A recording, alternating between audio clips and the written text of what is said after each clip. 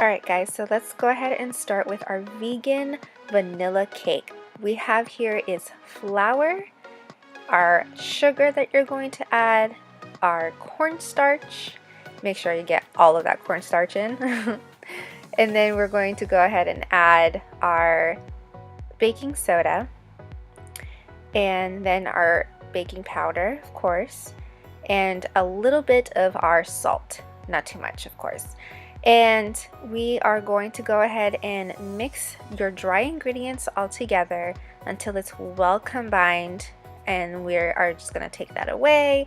We are going to do our wet ingredients, and we are going to start off with our milk, which of course this is almond milk, but you can use any type of vegan milk or anything that is plant-based milk, and our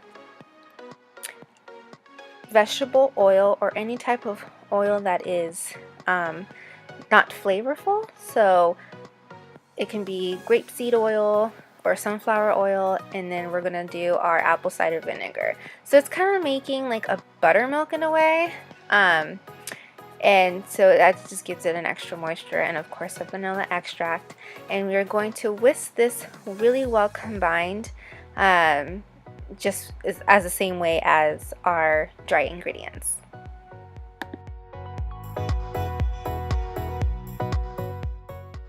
Once our wet ingredients is combined together, go ahead and get your flour, dry ingredients of course, and let's start by mixing a little bit at a time our wet ingredients into our dry ingredients with a hand mixer. As said before in other videos, I prefer to use the electronic hand mixer because if you use a regular whisk, it's just going to be very clumpy and you don't want that. So you just want it to be a very smooth texture. But of course, if you do want to use a hand mixer, you can, a whisk, but I'm telling you, it's just going to be very clumpy. So just a heads up. But here you can see that we're creaming it really well with our hand mixer. A very nice creamy texture. And just remember, do not overbeat your batter, because if you do and you bake it, it's just going to be completely dry and dense, and you don't want that. So just make sure that you don't overbeat it. And it goes the same way when we are using a rubber spatula to incorporate all the sides of the ingredients that we didn't get with our hand mixer. You want to do the same thing, so you don't want to put too much air into your batter.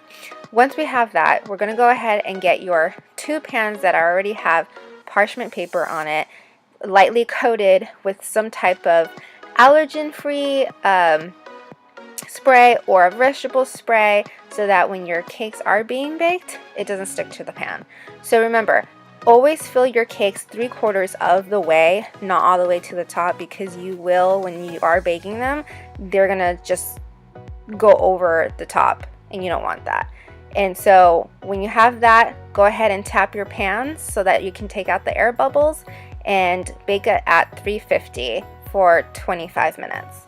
Once you have that, go ahead and put in other videos I have this, I put parchment paper on top of my pans because I don't like to tort my cake sometimes, so I like to have it very flat. So this helps me flatten my cakes. So I use a cake dummy or something that is just around the same size as the cake pans, and so I press gently down to make it flatter, so that when I am icing the cakes, I don't have to tort it or cut it unless I have to.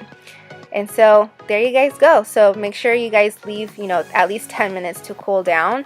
Once you have that, flip them over and your cakes are done. So thank you guys so much for tuning in. I hope you guys like this video, and if you do, make sure to hit the subscribe button. Take care.